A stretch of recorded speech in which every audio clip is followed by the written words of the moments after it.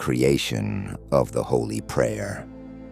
All ancient people, religions, and spiritual schools used mantras, prayers, and incantations that helped them to connect with God, to develop spiritually, and improve. Ancient monuments still remain that have preserved complete collections of hymns, incantations, and mantras for all life events. By themselves, these things cannot offer what they gave in ancient times. Success cannot be achieved by simply reciting a given prayer. Mechanical repetitions can give nothing. If you know how to pray, every prayer will come to life in your mouth and fill you with life-giving power. Yet, this power can be directed to both good and evil. For instance, there are mantras which can bring about the death of a person or change the outcome of events in his life. This is why the method of creating a holy prayer has been kept secret. In spite of this, every religious direction had thousands of prayers and mantras that generally never bore any result. It was only very seldom that a person spontaneously discovered the real state of prayer. Then their words became prophecies that later came true. I am unfolding to you this secret. Do not confide it to anyone until death, but convey it only to the best disciples. Aum.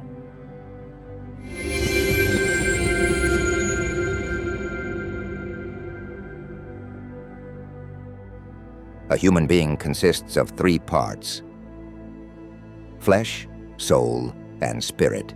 Flesh is the physical body, the soul is the ethereal, vital, astral, mental, and causal bodies, whereas the spirit is the nirvanic body. In proportion to this, there are three prayers: flesh, soul, spirit. Praying with the spirit is pure unity with the universal spirit and God. It is like an all-consuming merging with God. In such a state, prayer has no words. It happens when the mind is still. It happens when the mind is still, and the eye realizes that it is completely alone, face to face with the Absolute, or when it feels as if the Absolute is within him. I am he. And so the feeling of I may disappear completely. This does not include an unconscious person.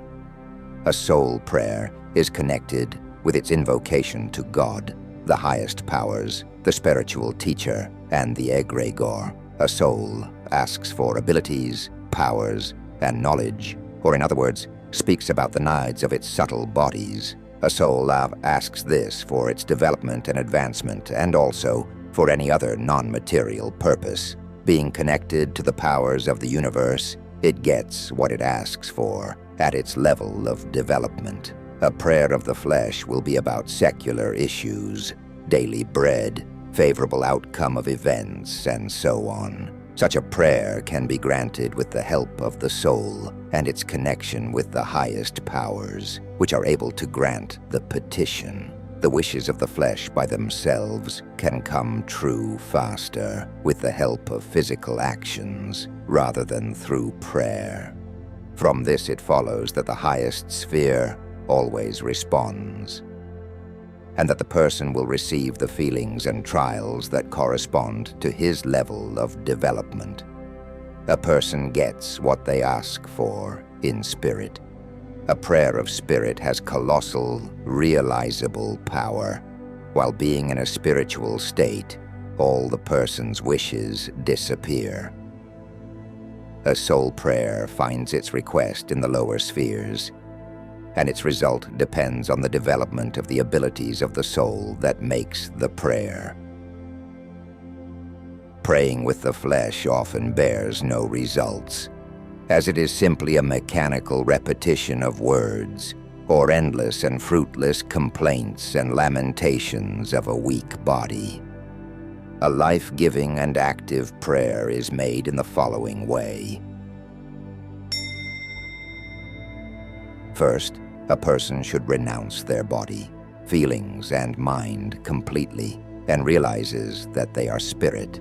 They become one with God in a single act of tacit absolution of belief, love, devotion, complete open-heartedness, and selflessness.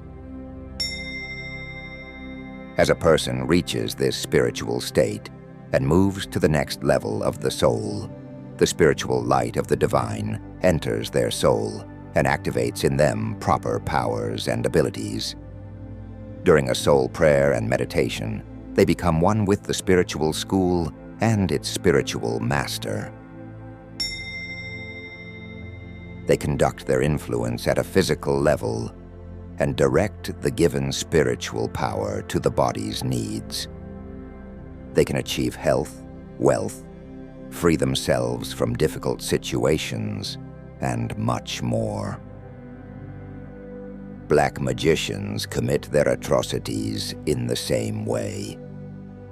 First, they contact the devil with evil powers, giving their soul to the devil, and after they work with the help of their spiritual abilities, activating diabolical power and directing it towards evil deeds. If you want to help someone or achieve any other goal necessary to accomplish the great work I have entrusted to you, do the following. Appeal to God, open yourself up completely, become one with Him, and receive His grace. Then begin the soul act of praying. Appeal to me and to our egregore, and ask for powers and abilities. When you feel the power coming to you, you should direct it to the material realization of your purpose. For example, you can pray for a person for their health. Pray like this. First, pray. Lord, I open my heart full of love to you. I trust in you. I long only for fellowship with you and your grace. After offering this prayer, wait for an answer. If you have said everything with sincerity, you will feel waves of grace that make your skin tingle and send shivers through you. Sentimental affection is your solution to attain something great. Tears can also appear spontaneously. Second, after that, pray, O most holy Lord, grant me the power and knowledge to realize this act of good. After this, awareness will start flowing to you. It is possible that the purpose you have chosen is not what you really need, or maybe there is another more faithful way. Perhaps everything you have done is right. Open yourself up to any awareness that comes. Third, then the power you need will come, and continue praying. I pray for the health of this servant of God. Name, for his full healing, for his recovery from all diseases, and for the spirit of evil and suffering to leave, for all that is holy, good, and of the truth. Aum.